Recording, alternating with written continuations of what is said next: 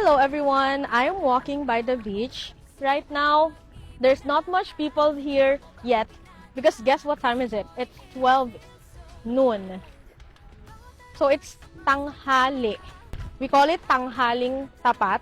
If you want to say it's like 12 noon, 12 o'clock. It's very hot.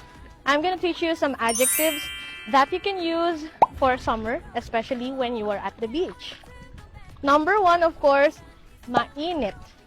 Mainit, which means hot. In a more expressive way, you're gonna say, ang init. Ang init. Another adjective is mahangin, because it's a little windy. Mahangin. Or in a more expressive way, ang hangin.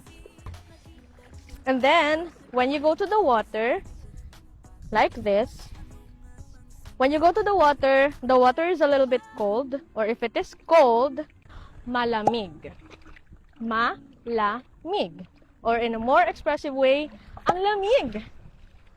But, especially if you're here in the beaches of the Philippines during summer, the adjective that you're gonna use the most is, ang init. Let's go!